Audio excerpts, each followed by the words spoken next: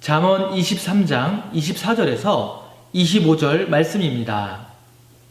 의인의 아비는 크게 즐거울 것이요 지혜로운 자식을 낳은 자는 그로 말미암아 즐거울 것이니라. 내 부모를 즐겁게 하며 너를 낳은 어미를 기쁘게 하라. 아멘. 본문을 중심으로 부모님을 즐겁고 기쁘게 해드리자라는 제목으로 말씀을 전할 때 큰 은혜 받는 귀한 시간이 될 수 있기를 주의 이름으로 축원합니다. 오늘 주보에는 제가 즐겁고 기쁘게 해드리자 이렇게 주제를 잡았는데 무엇을 즐겁게 하고 무엇을 기쁘게 해야 될까요? 우리는 일단 하나님을 즐겁게 하고 하나님을 기쁘시게 해야 됩니다. 그리고 오늘 5월 두 번째 주일 어버이 주일을 기해서 어버이 주일이기도 하니까 또 어버이를 즐겁게 하고 기쁘게 하는 그런 성도가 되어서 정말 하나님께 영광 돌리고 또 부모님께는 효자 효부되는 복 있는 성도들이 될 수 있기를 바랍니다. 한 인터넷 매체에서 성인 남녀 500명을 대상으로 일주일 동안 부모님과 통화하는 시간을 조사하였습니다. 그랬더니 애인과는 140분, 일주일 통계예요. 그 다음에 친구와는 약 97분, 그러니까 평균 수치입니다. 그러니까 어떤 사람은 더 할 수도 있겠지만 평균 치수예요. 그런데 놀랍게도 부모님과는 평균적으로 약 6분 정도 통화를 했다는 거예요. 일주일 동안, 하루가 아니라. 이 시간은 애인과 통화하는 시간에 20분의 1도 되지 않는 시간이라는 것입니다. 여러분, 사실 부모님과 떨어져 생활하는 자녀가 1년에 부모님을 만날 수 있는 이 횟수가 약 한 16번 정도 된다는 것입니다. 그리고 전화통화는 1년에 약 37번 정도 한다는 것입니다. 1년이 몇 주지요? 52주. 그러면 37번 정도 통화를 한다는 것은 일주일에 한 번도 통화하지 않는 이런 사례가 있다는 말씀이 아니겠습니까? 이 통계는 자녀된 우리에게 시사하는 바가 매우 큰 통계라고 생각됩니다. 무슨 얘기인지 감이 잡히신 분들만 아멘 해봅시다. 좋습니다. 사랑하는 성도 여러분, 부모 공경에 대한 효는 신구약 성경을 총망라해서 강조하고 있습니다. 그 중에 대표적인 말씀이 구약에는 출애굽기 20장 12절에 보면은 10계명 가운데서 제5계명에 보면은 내 부모를 공경하라. 그리하면 내 하나님 여호와가 내게 준 땅에서 내 생명이 길리라 라고 말씀하고 있습니다. 그리고 신약에서는 사도 바울을 통하여서 기록하게 한 에베소 6장 1절에서 3절에 보면은 자녀들아 주 안에서 너희 부모에게 순종하라. 이것이 옳으니라. 내 아버지와 어머니를 공경하라. 이것은 약속이 있는 첫 계명이니 이로써 내가 잘되고 땅에서 장수하리라 라고 말씀하고 있습니다. 이러보건대 부모 공경은 선택이 아니라 의무입니다. 크게 아멘. 부모 공경은 성경 외에 다른 종교의 경전이나 하나님을 섬기지 않는 사람들도 지극히 당연한 것으로 인식하고 있다는 사실입니다. 더욱이 성경에는 부모 공경을 잘 하는 자들에게는 땅에서 장수하고 다시 땅에서 잘되고 장수하는 축복까지 겸하여 주신다고 말씀하셨기에 부모 공경은 반드시 이행해야 될 인간의 덕목이라고 생각됩니다. 부디 잘 섬기셔서 행복한 가정도 세우시고 하나님의 축복도 풍성하게 받아서 누리시는 복 있는 성도들이 될 수 있기를 주의 이름으로 축원합니다. 자, 그러면은 오늘 본문으로 들어가서 24절과 25절에 있는 말씀을 크게 한번 다 같이 읽도록 하겠습니다. 의인의 아비는 시작. 의인의 아비는 크게 즐거울 것이요 지혜로운 자식을 낳은 자는 그로 말미암아 즐거울 것이니라. 내 부모를 즐겁게 하며 너를 낳은 어미를 기쁘게 하라. 이 말을 두 절에 있는 말씀을 한 줄로 한 문장으로 연결해서 말씀을 드리면은 내 부모를 즐겁게 하고 기쁘게 하라 이렇게 볼 수가 있습니다. 그래서 제가 오늘 주제를 즐겁고 기쁘게 해드리자라는 제목으로 주제를 선정해 보았습니다. 사랑하는 성도 여러분, 부모님의 이 세상에서 가장 큰 기쁨은 오직 자식들에게 있습니다. 더 크게 아멘. 그것을 확인하려면은 경로당이나 노인정에 가보면 압니다. 경로당이나 노인정에 가면은 어르신들이 무슨 얘기 할까요? 그리고 내리사랑이라고 아들, 딸도 귀하지만 또 손자, 손녀, 그 다음에 증손까지 있으면은 그냥 뭐 입이 하루 종일 쉬지 않습니다. 손자, 손녀 자랑하려면은 돈 내고 해야 된다는 말씀 들어보셨죠? 그래도 돈을 낼까요, 안 낼까요?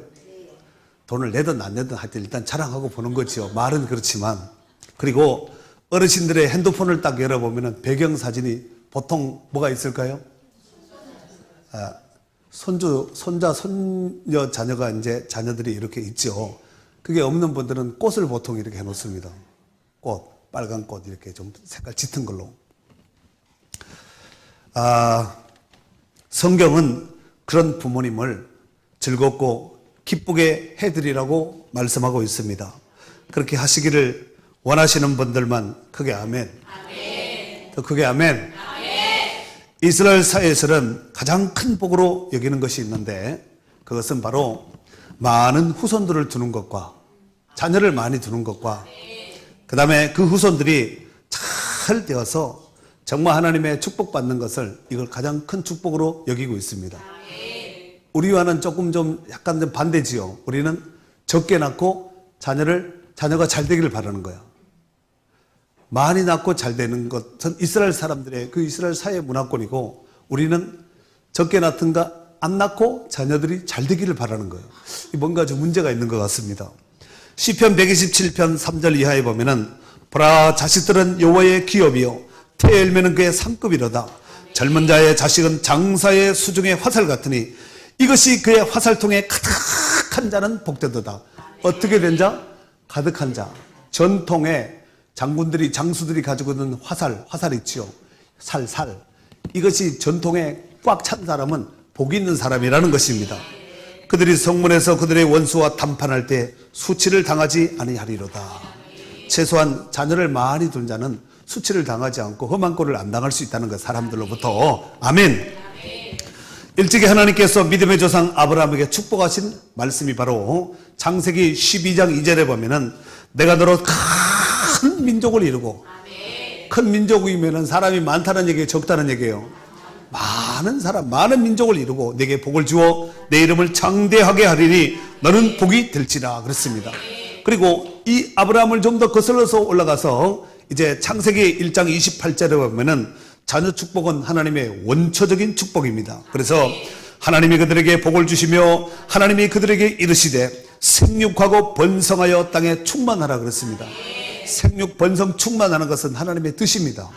다시 말해서 하나님의 축복인 줄로 믿습니다. 문제는 부모로서 우리가 자녀들에게 역할을 감당함에 있어서 이 믿음으로 양육한다는 것이 결코 말처럼 쉽지 않다는 사실입니다. 여러분 어떤 것 같습니까? 일반적으로 자녀들이 어려서는 부모님을 사랑하고 존경하고 많이 따르지요. 그러다가 조금 더 크게 되면은 어느 날 갑자기 부모를 이제 평가합니다. 그리고 한 걸음 더 나가서는 부모를 비난하기도 합니다. 그러다가 인생이 거의 끝날 때쯤, 종착역에 도착할 쯤에 되어서 부모님이 극소수의 자녀들만이 부모를 이해하고 용서한다는 것입니다. 여기서 우리가 생각해 보아야 될 것인데 그것이 뭐냐면은 우리의 부모님들이 모든 면에 있어서 완벽한 신적 존재가 아닙니다. 어쩌면은 부모지만 자식보다 못한 사람도 있을 수가 있습니다. 때로는 인격적인 문제가 있고 결함이 있을 수도 있습니다. 또한 다른 사람들처럼 정말 자녀들에게 많은 것을 해주지 못하는 이런 경우도 얼마든지 있을 수가 있습니다. 그러나 그러함에도 불구하고 성경에서는 내 부모를 사랑하라 그랬고 공경하라 그랬고 내 부모를 즐겁게 하라 그랬고 기쁘게 해드리라고 말씀하셨습니다. 왜 그렇게 해야 될까요? 그것이 바로 하나님의 뜻이기 때문에 그렇습니다. 자, 그렇다면은 부모님을 즐겁게 또 즐겁고 기쁘게 해드리기 위해서는 무엇을 어떻게 해야 될까요? 첫 번째로 22절, 오늘 본문은 24절, 25절이지만 부모와 관련된 말씀이 물론 성경 여러 군데 많이 있습니다만은 그 위에 22절에 보면은 22절을 한번 읽어볼까요? 시작. 너를 낳은 아비에게 청종하고 내 늙은 어미를 경히 여기지 말지니라. 자, 즐겁고 기쁘게 해드리려면은 부모님의 말씀을 어떻게 해야 된다고요? 첫 번째로는 청종하라 그랬습니다. 듣고 따르라는 얘기지요. 단순한 귀로만 듣는, 부모의 말을 단순한 귀로만 듣는 얘기가 아니라 마음을 헤아려서 들으라는 얘기입니다. 부모님의 말씀이 어쩌면은 똑같은 얘기를 10번 할 수도 있습니다. 20번 할 수도 있습니다. 100번 할 수도 있습니다. 우리 집사람 우리 한데 2만 몇 번 한 것도 있어요. 이를테면 상징적으로. 그러나 그러함에도 불구하고 그 이야기를 들을 때 맞습니다, 옳습니다 하고 맞장구를 쳐드리고 마치 처음 듣는 것처럼 아 그래요 이렇게 해서 해야 되는데 이게 우리가 잘 돼요 안 돼요? 그게 이제 문제지요. 어느 날 82세 된 노인과 52세 된 아들이 거실에 마주 앉아 있었습니다. 우연히 그때 까마귀 한 마리가 창가 앞 나무에 사 날아와서 앉아서 깍깍하고 짖고 있는 거지요. 노인이 아들에게 물었습니다. 저게 뭐야? 물었더니 아들이 다정하게 대답했습니다. 네, 까마귀입니다 아버지. 이렇게 대답했습니다. 그런데 아버지가 조금 후에 다시 물었습니다. 저게 뭐야? 그랬더니 아들이 대답을 합니다. 까마귀라니까요. 조금 후에 아버지가 세 번째 또 물었습니다. 저게 뭐야? 그랬더니 아들이 약간 짜증난 투로 글쎄 까마귀라니까요. 아들의 음성이 아버지가 듣기에 조금 짜증난 이런 이제 톤으로 들려지기 시작했죠. 그리고 조금 뒤에 아버지가 네 번째 물었습니다. 저게 뭐야? 그랬더니 아들이 약간 화가 나서 큰 소리로 까마귀라니까요, 까마귀 라고 대답을 하면서 큰 소리를 쳤습니다. 그때 아버지는 말없이 방에 들어가 떼묻고 낡은 책 한 권을 들고 나왔습니다. 표지에는 일기장이라고 쓰여 있었습니다. 그것은 자기가 3살짜리 아기였을 때에 아버지가 쓴 일기장이었습니다. 아버지는 아들에게 일기장을 건너주었고 아들은 그 일기장을 받아서 읽었습니다. 그 내용이 즉 5월 10일 오늘은 까마귀 한 마리가 창가에 날아와 앉았다. 어린 아들은 저게 뭐야 하고 물었다. 나는 까마귀라고 대답해 주었다. 조금 후에 아들은 또 물었다. 저게 뭐야? 나는 웃으며 대답했다. 저것은 까마귀야. 그런데 아들은 연거푸 23번을 똑같이 물었다. 나는 귀여운 아들을 안아주며 끝까지 다정하게 대답해 주었다. 까마귀야 라고. 똑같은 대답을 23번을 하면서도 나는 즐거웠다. 아들과 내가 묻고 대답할 수 있다는 것에 대해 감사하고 아들에게 사랑을 준다는 일이 즐거웠다. 그 일기장을 본 그 아들은 눈물을 글썽이며 아버지를 꼭 안아드렸다는 것입니다. 여러분, 이 이야기가 무슨 뜻인지 이해가 되시는 분들만 아멘 해보세요. 그래요. 두 번째로, 즐겁고 기쁘게 해드리려면 부모님을 경히 여기지 말아야 됩니다. 22절 읽었던 아까 그 중하반절에 보니까 내 늙은 어미를 어떻게 하라고요? 경히 여기지 말지니라. 경히 여기지 말지니라 라고 말씀하셨습니다. 여기서 경히 여기지 말라는 뜻은 무시하고 없이 여기지 말라는 뜻입니다. 어떤 사람이라 할지라도 나이 먹고 늙으면 모든 것이 예전같지 않습니다. 즉 부모님에게 나이 들었다고 힘이 없다고 큰소리치거나 함부로 하지 말라는 얘기입니다. 그리고 이것을 좀 더 적극적으로 말씀을 드리면 부모님을 자랑스럽게 여기라는 것입니다. 한 걸음 더 나가서 말씀을 드리면 즐겁고 기쁘시게 해드리라는 말씀입니다. 사랑하는 성도 여러분, 이 세상에 늙지 않는 사람은 한 사람도 없어요. 다 늙습니다. 고로 부모님도 늙습니다. 그리고 어느 순간에 세상을 떠나겠지요. 효도는 부모님이 돌아가시면 근하한 제사상을 차려놓고 절하는 것이 아니라 살아계셨을 때 차려드리는 것이 효도입니다. 그렇다면 부모님에게 있어서 최고의 효도는 무엇일까요? 바로 부모님을 자랑하는 거예요.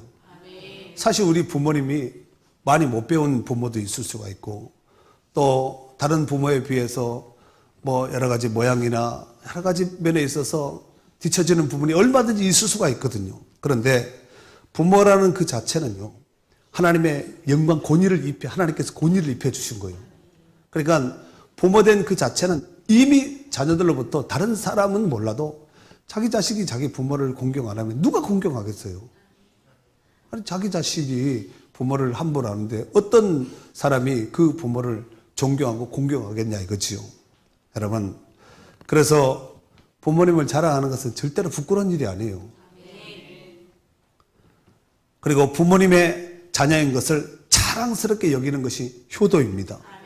여러 가지 면에 있어서 좀 부족하시더라도 자랑하고 기뻐하고 감사하고 우리 엄마 아빠가 최고다.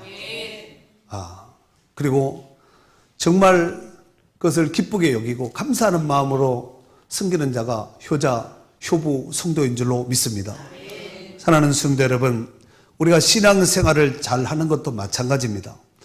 나의 주님이신 나의 모든 죄를, 나의 모든 문제를 해결해 주신 예수 그리스도를 자랑스럽게 여기는 것이 이 신앙생활 잘하는 성도가 아니겠습니까? 그리고 그 예수님을 세상 사람들에게 자랑하는 거예요. 이게 뭐예요? 전도예요. 그리고 그분을 찬양하고 높여드리는 것이 경배요, 예배입니다. 그리고 그분의 말씀하신 바를 순종하는 것이 바로 복받는 지름길이고 하나님을 기쁘시게 해드리는 효자, 효부, 성도인 줄로 믿습니다. 시편 34편 2절에 보면은 내 영혼이 여호와를 자랑하리니 곤고한 자들이 이를 듣고 기뻐하리로다 했고, 시편 119편 97절 말씀에 보니까 내가 주의 법을 어찌 그리 사랑하는지요 내가 그것을 종일 작은 소리로 읊조리나이다. 읊조린다는 게 뭐야? 하루 종일 이렇게 작은 소리로 묵상하면서 이렇게 종알종알 한다는 얘기가 아니겠습니까? 사랑하는 성도 여러분, 철이 없는 자식들이 언제쯤 철이 들까요? 참고로 남자는 철이 안 듭니다. 남자를 철들게 하는 이 여자들은 천하의 어리석은 사람이 될 수가 있습니다. 제가 우리 민영덕 장로님 85세인가 6세인가 그때 제가 2층 상담실에 둘이 앉아서 장로님이 생각하시기에 장로님은 철이 든 것 같습니까? 제가 물었어요. 이게 교만하게 물은 것이 아니라 겸손하게 물었습니다. 제가 한번 여쭤보려고. 그 연세 되면은 마음이 어떤가 해서 그 마음을 한번 읽고 싶어서 제가 물었거든요. 그랬더니 아이고 철이 드나요 남자들이. 철이 드나요 그러는 거예요. 그래서 제가 깨달았어요. 남자는 철들면 죽는구나. 그러니까 남자분들 장수하시려면은 절대로 철들면 안 됩니다. 그런데 이 철없는 자식들이 철이 들 때가 있거든요. 언제 철이 드냐면은 결혼을 해서 지 새끼를 낳아보면 아는 거예요. 여러분, 자식을 낳아서 킨다는 것은 보통 일이 아니에요. 이렇게 장성한 자녀로 이렇게 키기까지가 등골, 쌩골 다 빠집니다. 좀 이렇게 표현해서 미안합니다만은, 정말 제 말에 공감이 되시는 분 아멘 해보세요. 이게 먹인다고 킨다고 교육시킨다고 이게 잘 자라주면 얼마나 좋겠어요. 그런데 그렇게 정성을 쏟고 마음을 다하고 성품을 다하고 뜻을 다했는데도 빗나간 자녀들이 한둘이 아니죠. 안 나갔다면 주의 크신 은혜인지 아시면 됩니다. 그래서 자식을 낳아서 길러보면서 내가 어렸을 때 부모가 나를 위해서 이렇게 애를 썼겠구나. 애가 또 아파보면 더 실감나지요. 다치느라 병원에 가가지고 막 심각한 상태로 병원에 실려가서 응급실이나 막 이렇게 꼽아놓고 있으면은 애들 또 약한 애들은 이제 주사도 안, 핏줄도 안 나오거든요. 그럼 막 다리도 꼽고 막 머리도 막 꼽는 이런 아이들도 있거든요. 그렇게 꼽아보면은 이 부모의 마음을 이제 조금 헤아리게 되는 것이지요. 그리고 문제 생길 때 자녀를 위해서 기도하지 않겠습니까? 그래서 우리 부모님이 나를 위해서 내가 속썩이고 문제 있을 때 이렇게 기도했겠구나. 또 내가 불편하고 삶 속에서 마음이 아파할 때 부모가 그 마음을 헤아린 부모는 다 기도하지 않겠습니까? 최소한 믿음의 부모라면 그렇게 하지 않겠습니까? 물론 깨닫게 되었다고 해서 우리가 받은 만큼 해드릴 수는 없습니다. 하지만 우리가 정말 입으로라도 마음에 담은 그 말이라도 담아서 정말 이렇게 키워주셔서 감사하고 고맙습니다 한다면은 그거 이상의 뭘 대가를 바라겠습니까? 사랑하는 성도 여러분, 세상에 죽지 않는 사람은 한 사람도 없어요. 다 죽습니다.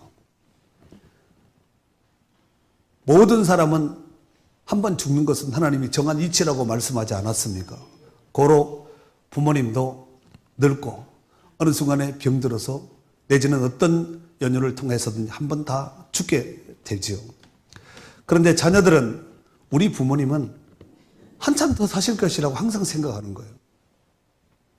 저도 우리 어머니가 최소한 나보다는 오래 살 것이다 이렇게 생각했거든요.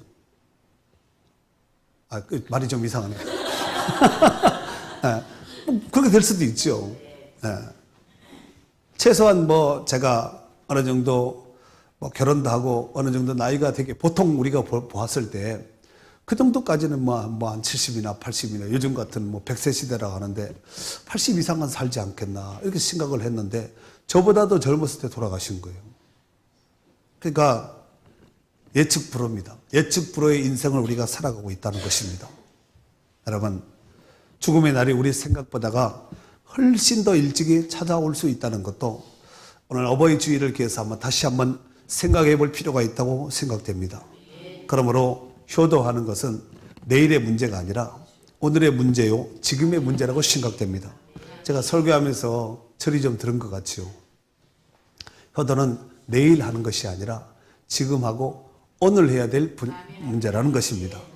사랑하는 성도 여러분, 이 세상에서 하나님이 가장 기뻐하는 성도는 어떤 성도일까요?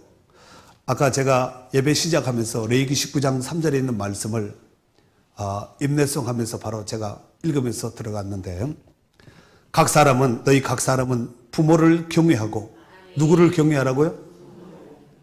경외라는 것은 하나님께만 쓰는 단어예요. 사람에게 쓰는 단어가 아닙니다. 북한에서는 그 삼부자인데 경외한다 그러지요. 왜냐하면 신적 존재니까. 그런데 성경에서는 부모를 경외하라는 거예요. 그리고 나의 안식일을 지키라는 거예요. 나는 너희의 하나님 여호와시니라 라고 말씀하고 있습니다. 여러분, 부모를 경외하고 안식일을 지키라는 거예요. 이게 하나님을 잘 섬기는, 하나님을 기쁘시게 하는 성도의 삶의 표상인 줄로 믿습니다. 고린도전서 10장 31절에 보면은 그런즉 너희는 먹든지 마시든지 무엇을 하든지 다 하나님의 영광을 위하여 하라 라고 말씀하셨습니다. 이게 하나님을 기쁘시게 하는, 하나님이 기뻐하시는 성도의 표상입니다. 그렇다면은 이 세상에서 부모님이 가장 기뻐하는 자녀는 어떤 자녀일까요? 성경을 좀 대입해서 미안합니다만은 금방 말씀드린 고린도전서 10장 31절에 기록된 말씀인 먹든지 마시든지 무엇을 하든지 부모님을 기쁘시게 해드리는 이 자녀가 바로 부모의 기쁨이 되는, 부모님이 가장 기뻐하는 자녀가 되지 않겠습니까? 부디 오늘 어버이 주일을 기하여서 육신의 부모님도 잘 섬겨서 효도하는 효자 효부 성도들이 되시길 바라고, 또 영적인 부모인 하나님도 잘 섬겨서 효자 효부 성도들이 될 수 있기를 바랍니다. 그래서 우리 하나님이 약속하신 땅에서 잘되고 장수하는 복을 받아 누리며 하나님께 영광 돌릴 수 있는 축복된 성도들이 될 수 있기를 주님의 이름으로 축원합니다.